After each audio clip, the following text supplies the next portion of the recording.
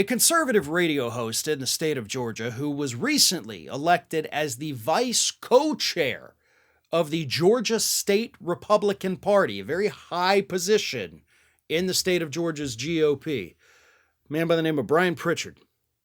Mr. Pritchard, on his program this past Friday, says that he is officially done with Marjorie Taylor Greene. He is through with her, he says.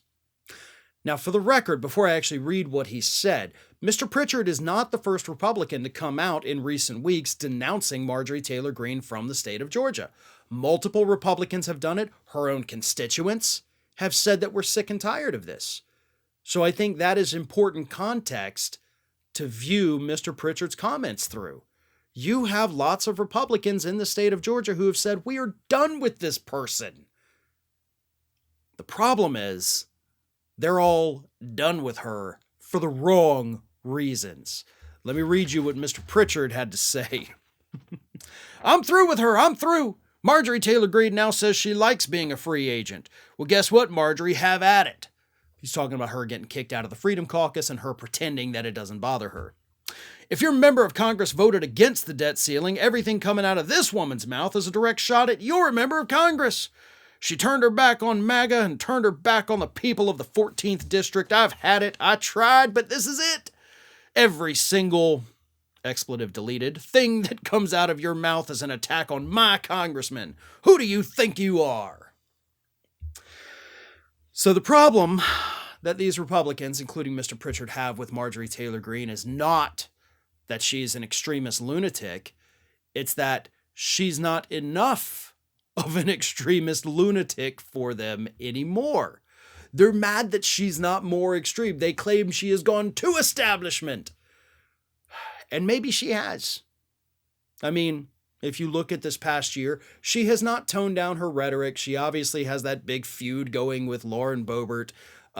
She's still spreading conspiracy theories. She's as nutty and dangerous as she ever was.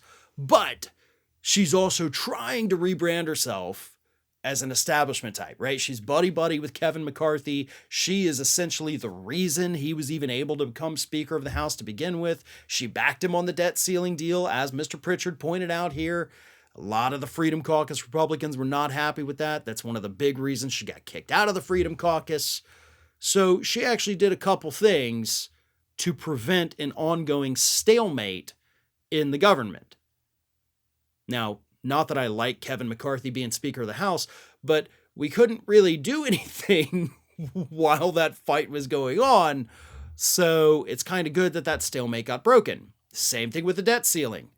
We were looking at potentially billions and billions of dollars in economic damage every single month if we didn't get that debt ceiling deal passed. Now, the deal's not great, but it's a hell of a lot better than having the entire federal government shut down and not be able to pay our bills.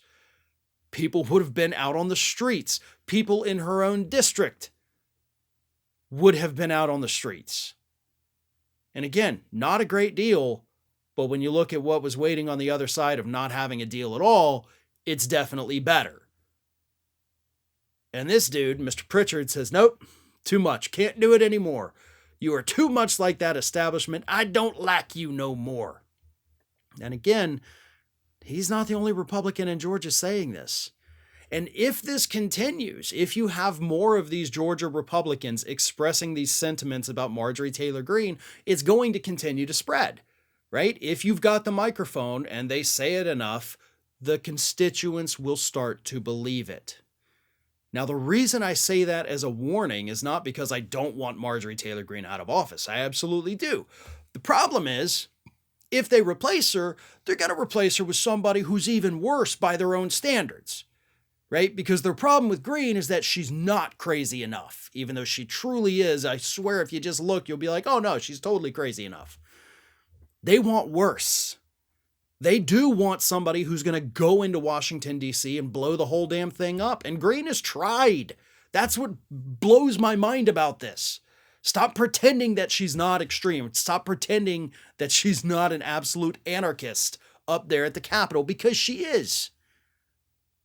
But it does terrify me to think that if she's not extreme enough for them, the next person that 14th district sends to Congress would make us all wish we had Marjorie Taylor Greene back. And that is a terrifying thought.